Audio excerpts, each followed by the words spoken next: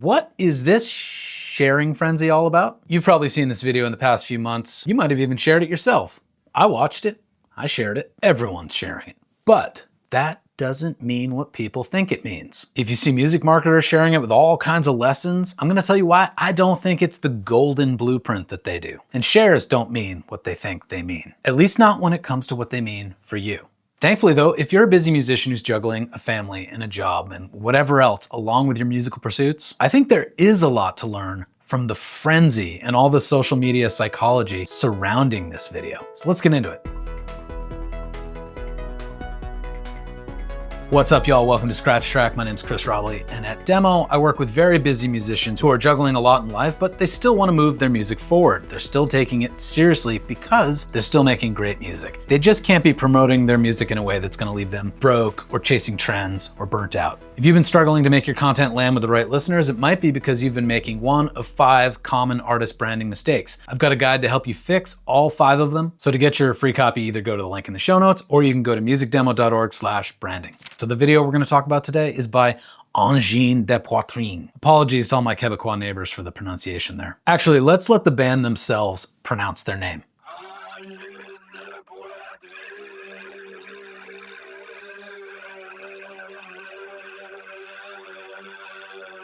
Sounds like the beginning of the new Dune movies. So for the past few months, music nerds everywhere have been sharing this video. Music marketers have been sharing it. It's been going absolutely nuts for months at this point. In fact, Rick Beato, the YouTuber, made a video saying that he's never received more comments and emails recommending a band than he has about this act. It's a strange, surprising breakout success, so obviously music marketers are obsessed and they're making all kinds of content themselves about what lessons to draw from it, and here I am doing pretty much the same, although very different lessons. The things that I hear a lot of music marketers saying is, this is the future of music, this is how to combat AI slop, this is how to restore humanity to art in the world of AI, this is how to hijack attention with the pattern interrupt of all pattern interrupts. It's gonna make people pay attention and care and share and share and share and share and share and share and share and share and share and share. Now I'm speaking to you as if you've seen this video. You probably have, but just in case you haven't, let me describe what's happening here.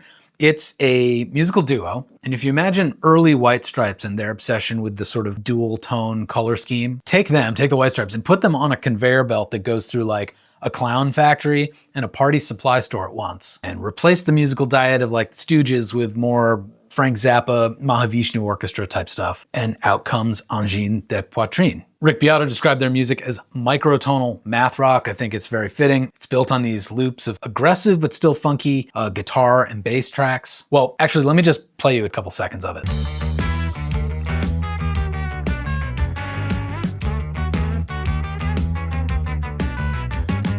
It's visually impressive and shocking. It's sonically impressive and shocking. I saw it, I watched it. I watched the entire video, multiple songs. I enjoyed it, and then I shared it. And that's exactly where I parted ways with this band. And I'll tell you why in a moment. But first, have you ever heard of Goodhart's law? That's the idea in economics that when a measurement becomes the target itself, it stops being a good measurement. You start mistaking the proxy metric for the thing that it's supposed to represent. And then everyone's behaviors get all skewed and they start optimizing efforts towards the proxy metric. It creates perverse incentives and often leads to the opposite outcome of what was initially intended. Instead of tracking numbers, you start to serve those numbers. This is sometimes called the Cobra Effect, based on this most likely fake apocryphal story about long ago when the British were ruling India and they had this program where they wanted to reduce the cobra population. So they had a bounty that they offered people to bring them dead snakes. And it kind of worked at first. People brought them dead snakes, they got the reward, they went home. But then some enterprising people had the idea, wait, what if we breed these snakes for the purposes of killing them in the future and getting way more of the rewards? The result, way more cobras than there were before. There's also this probably apocryphal story of the nail factory in the Soviet Union. And while, as I said, it's almost certainly not a true story, it does highlight a lot of the problems that the Soviet Union had when they tried to control industrial manufacturing through central planning and quotas rather than letting market forces like supply and demand play out in a more natural way. So in this story, the nail factory is given a quota for the number of nails they've got to produce. So they do. They meet the quota exactly, precisely. The problem is they produce all these tiny, completely unusable nails. Now the government gets all pissed off. They're like, what the hell are you doing? So they change the metric. Not quantity, but weight. And the factory meets that quota too by making these massive, super heavy, unusable nails. They hit the measure both times, but they completely missed the point, because who the hell can build houses with these nails? There's also the story of Robert McNamara during the Vietnam War. When governments asked military commanders and military planners for some shorthand stats on how well the war is going, McNamara, as the story goes, decided to measure body count. The effect of that is that soldiers on the ground who are actually doing the fighting start inflating those numbers, which leads to their superiors starting to make bad decisions about strategy because they're responding to fake information. Or even worse, they start counting or even targeting civilians to inflate those numbers. So they maximize for that metric rather than measuring something like the enemy's resolve to just keep fighting the war. So to quote Gurwinder Bhogal, the McNamara Fallacy, as it came to be known, refers to our tendency to focus on the most quantifiable measures, even if doing so leads us further from our actual goals. Put simply, we try to measure what we value, but end up valuing what we measure. If you listen to my rant about the current state of independent music distribution, which I'll link here, you probably heard me talk a lot about the problems that happen in customer service when you start tracking daily responses. It leads to abysmal service because you're being judged on how many shitty, half-formed, barely human responses you can crank out in an hour, rather than what I would have preferred, which you'd have to wait a little bit longer to get good data on, but it would be something more like how quickly can you get to the final contact so that the person's problem is so definitively solved and they are so happy they never need to reach out to you ever again. And this all leads me to social metrics, music metrics, engagement metrics. How does Goodhart's law play out when it comes to us promoting our music? Well, we've been told for years that Spotify metrics matter, right? Your stream counts, your monthly listeners, all that sort of stuff. Labels are watching, club bookers are watching. It's a way to feel valid as an artist. So what happens? A bunch of bad behavior. People commit fraud. They buy botted streams. They pitch themselves to completely junk playlists in order to get passive streams, even when none of that is going to lead to real fans. Then in the age of TikTok and Instagram Reels, we're told, no, it's views that matter now. Views is the most important thing. So what do? Well, we have to make every video suddenly have some shocking thing that happens in the first half second to drive up views, even if what's happening on screen has very little or nothing to do with our actual artistry. And then, oh, no, it's not views. Sorry, no, it's engagement, it's comments. That's what proves that people are really leaning in and super into what you're doing, right? So what do? Well, we try to turn every post into some disingenuous conversation starter, when really, all the while, I just wanted to share my damn song. Oh, no, just kidding. It's not views. It's not comments, it's shares. Shares is now the ultimate measure of how good something is on social. Because a share means a fan wants a friend to also be a fan. Shares are fandom in action, right? Except they're not. There's a very real way in which a share online represents nothing remotely resembling loyalty. At this point, it might be obvious what I'm about to say, but I shared this band's video and I'm not a fan. I'm not loyal. I have nothing more to gain from them. I'm not going to stream their album. I'm not going to go to their show. And in fact, as I've seen newer videos by them pop up in my feed, I don't even watch them. I'm done. So what did my initial share even mean? It meant I thought it was strange. My musical brain was firing, trying to figure out what they were doing with the melodies and the rhythms. The guy's guitar is absolutely wacky. The drummer's hilarious. I love the moment where he lifts his leg up and ties his shoe on camera. That was nice. It was fun. It was endearing. I had the experience. It was novel, and I shared it for novelty's sake. It wasn't love. It was fascination. And fascination is not fandom. When people share, they're not saying, this is for me, I love this music so much, I hope more music starts sounding like this. I never even knew I needed this in my life until now. It's more just like, this surprised me, this entertained me, broke my expectations for 5 minutes. That's it. And we've now built an entire music marketing philosophy based on that one tiny, fleeting moment. In fact, we've built an entire gamified online environment specifically designed to change our behaviors away from what matters and towards what matters for platforms. We've been taught to value prizes, short-term hits like trophies and badges and points and leaderboards and scores, streams, likes, views, comments, shares. We've been gamified. It's nothing new. And in fact, if you want to read a fascinating history of the last 100 years of gamifying humanity and its impact on society and a bit about Ted Kaczynski, there's a great article by Gurwinder Bhogal that I will link in the show notes. You should check it out. But the summary is basically this. Some smart guy 100 years ago named B.F. Skinner realized that human behaviors could be controlled if you simply change the environment. You don't have to directly change the person, you just have to heavily influence what surrounds them. He tested this theory on some lesser creatures. He put a bunch of pigeons in a box with a button that they could press for food. And the goal was to get these pigeons to peck that button as much as possible. And he realized they would do this the most if 3 conditions were met. First, up front, you gotta make sure that pecking brings the immediate reward of food. Right now, not later. But then he realized that they would peck the most if food was granted at random. So they get used to the idea that food comes out, but sometimes it works and sometimes it doesn't work at all. In the world of social media and casinos, this is known as random variability. And there's some whistleblowing out there in the world of social media suggesting that they program this into their platforms the same way that casinos do with all the low stakes games that surround blackjack and poker. It's the unpredictability of our success that keeps us coming back. But the third discovery was the most telling. He realized that the pigeons would keep pecking long after they'd been fed, as long as they could keep hearing the clicking sound of the button that they now associated with getting the primary reward, the food. This secondary reward, or the sound of the click, is what he called a conditioned reinforcer. And they would keep seeking that reward long after they got food, ate it, and weren't hungry anymore. Stupid pigeons. Except we do it too. We're just slightly more complex pigeons. In the game of social status, which we are evolutionarily programmed to play our entire lives, we want likes and views and shares and trophies and badges and points because they are conditioned reinforcers or proxy metrics that at least momentarily make us feel like we possess the primary reward that this secondary reward is supposed to signify. And for us, it's things like belonging, status, love, safety, power, influence. Now, I'm online. I love Instagram as much as the next pigeon. This isn't me trying to say get offline or humanity is doomed. I'm saying that we just need to be aware of when we're the pigeons in the box pecking at that damn button and hearing the click, but not getting any food. Of course, I am well aware of the irony that as soon as I hit publish on this very video that you're watching, I'm gonna wanna see the likes and the views and the comments all go up because I'm a good little pigeon. But when it comes to the modern music marketing landscape and social media marketing, we start to build these entire strategies around the click sound instead of the food. And I'm worried we might all wake up one day and be like, we're pretty hungry pigeons. But let's bring it back specifically to shares for just a second. And I want to illustrate why this is the clicking sound and not the food. Think about the things you've shared recently as a social media user, like a cute dog doing something implausible, or a stupid human trick, or an SNL skit you thought was funny. A rocket that launched into the stratosphere and then landed. Fascinating, well executed, amazing, worth sharing, but none of it changes your life. And my share of this Angine de Poitrine video was in that category. Now, does that mean that everyone who shared it is in the same boat as me? No, not at all. In fact, when I shared it, I was actually thinking of the bassist in my college band. I thought, he's gonna love this, he will be a fan.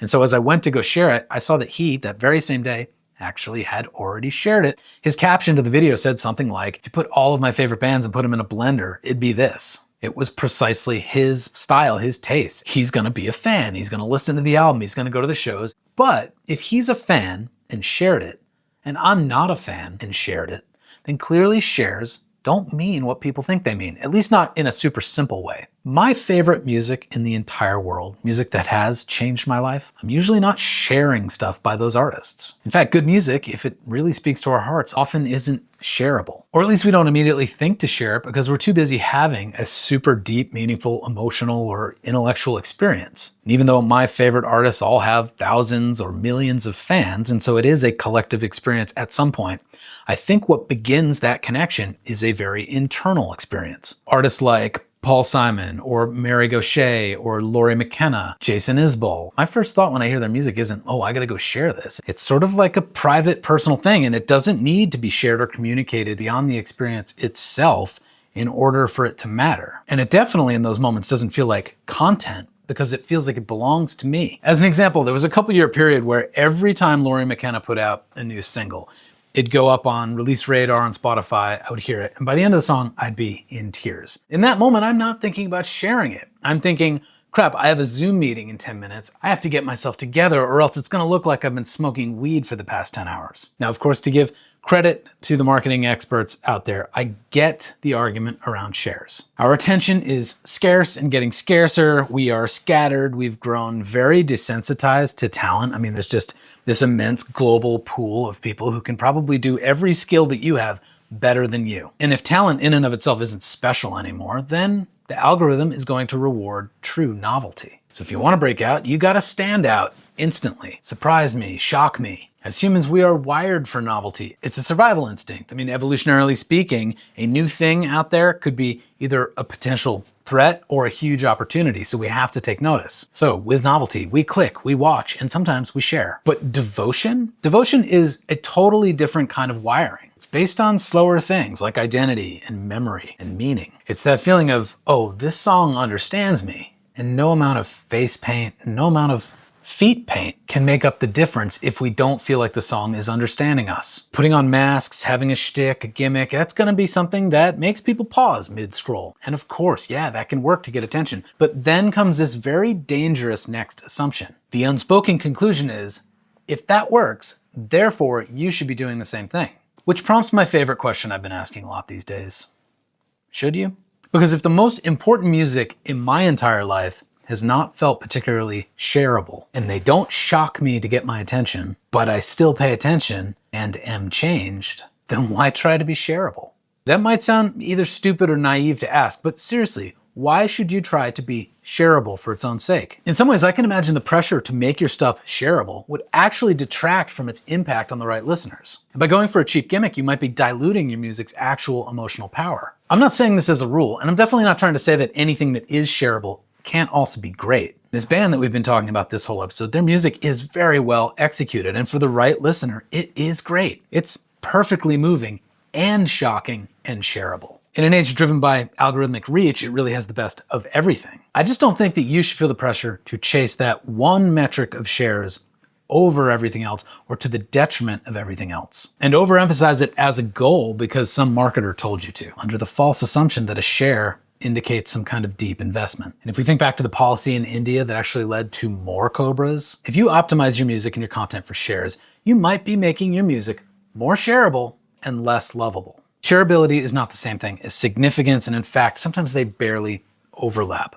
Speaking of overlaps, let me just illustrate this point one additional way. And we're gonna use a Venn diagram because I think it gives a clear visual way to see this. Circle 1 in this diagram, this is what you genuinely are. It's your truth, your craft, your voice, your interests, your art. And if you're one of those artists who says, no, my craft is to have a persona, so my artistry is actually not about being my authentic self, fine. Then replace what's in this circle with your genuine fascinations and what you are called to do inherently because you just love doing it as an artist, right? That's circle 1. Circle 2, that's gonna be what grabs attention fast enough or with such ferocity to get shared. Again, this is going to be filled with novelty, shock, spectacle. There's a certain shariness.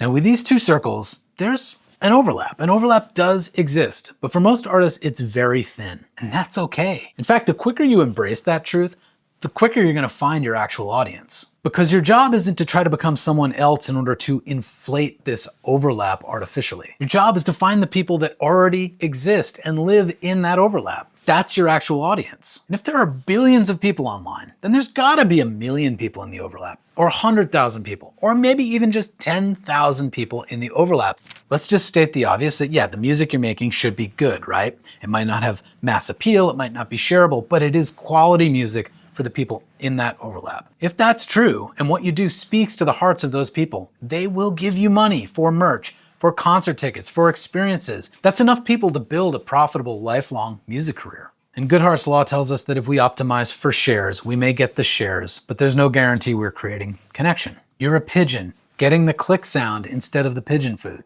And marketers will say shares is the exact thing that's gonna get you sufficient enough attention to actually reach the people who are in that Venn diagram so that they can find you and fall in love with you, right? And that's exactly what happened with this KEXP video. But here's a really important point I probably should have made earlier. I don't think this band is faking anything. It is a gimmick, absolutely. But I think their shtick is kind of authentic. Authentschtick, is that a thing? I think I just invented a new word. Let's say you're a songwriter and you write quiet, devastating folk songs. Or you're a rapper and you're backed by a live funk band and your lyrics are all about being very present. And now some marketing guru you see on your phone is telling you, hey, want more attention? Just put a box on your head and paint it like a TV. Or paint your face to look like a member of Kiss, but make sure the animal face is upside down. Or add a choir in the background of your next live performance, but instead of singing, make sure they all have kazoos. Any of those things could work to get attention, but they're kind of absurd when I hear myself say them out loud. But that seems to be the implication a lot of these people are making is, hey, change something because you are not enough. It doesn't mean there isn't room to grow for you. It doesn't mean you couldn't be making better videos, of course. But a gimmick that contradicts or diminishes your real identity, that's not gonna amplify your art. It's gonna replace it. And gimmicks, they're not new in music. Vaudeville was full of all kinds of stunts. Go back to Peter Gabriel and Genesis and all his weird costumes and masks and theatrical spectacles. Those things worked. They were iconic. They can even be impressive. But for Genesis, it worked because it was an extension of Peter Gabriel's already existing artistic world. Not a tactic he borrowed from someone else's viral video. So when this band's video gets shared because it's shocking, they're still doing exactly what is their authentic thing. So the real fans will lean in. If you start changing who you are or what you're motivated to make in order to be shareable, then I don't even know what a real fan is in that scenario. A burden? If there are lessons from this band's video and its success, I don't think they're anything mind-blowing. This band is doing what they do extremely well. So do something well. If there's room to improve, find out how. And to the degree that this band's video is social content, realize and accept the fact that one of the most important ways that music gets discovered today is through social content. You don't have to love it, but stop fighting reality. And don't be one of those old stick-in-the-muds who feels like using the current medium is somehow beneath you. Elvis used the movies. The Beatles used TV. Michael Jackson used MTV. OK Go used YouTube. And many of today's rising stars have been using Instagram and TikTok. But all of them just wanted to make music, right? Cool. Well, stop making that argument. Because all of them, geniuses that they were, also realized that you had to have a genius in your marketing as well. And why wouldn't you use the most powerful means of the day to get great music into the hands of the right people? You don't have to be hyper online. There's no rule that says you have to use social media exactly the way that all these gurus are telling you to. There's a way for you to use it effectively and well and still feel authentic and creative. And the last lesson I think is in here is that despite their hidden identities in this video, in a performance sense, they're not holding anything back. You can't see their faces, but you kind of know exactly who they are. So the next time you see some viral music clip and you feel this sense of panic, am I interesting enough? Do I need to do more? Stop and ask yourself a better question. What's already true about my art that for whatever reason I just haven't had the courage to fully express yet? That is the work that matters. Because mere attention and shares might say, that's interesting. Click, click, click, click. True connection says, oh, that's me. Finding that truth for you that underlies everything else in your music career, that is one of the core ideas in my artist identity framework called Unbreakable. We don't start with tactics. We don't start with metrics to measure. We definitely don't start with gimmicks, even if they're Authentschtick. We start with what I call the noisy truth. It's that thing that's already alive to some degree in your work, even if you don't quite realize it yet or you haven't articulated it yet. If you want some help to figure out what your noisy truth is and how that makes your music both unique and uniquely needed, and then how to spin that into a content system that doesn't make you feel nauseous every time you think about sending a message or promoting your music, well, that is exactly what we do in Unbreakable. To check it out, I'll put the link in the show notes, or you can go to musicdemo.org/unbreakable. As a species, we are never going to escape playing games or being played as part of a gamified system. Evolutionarily speaking, everything is just rewards and punishment. But if we're going to be online as artists, then there are two very different games we could be playing. Game one, capture attention. Be surprising, be novel, break patterns. Game two is build attachment. Be resonant, be specific, be true. Most artists are being told to optimize for game number one, while secretly hoping it leads to game number two. But it often doesn't, because the thing that gets attention is very often not the thing that earns devotion.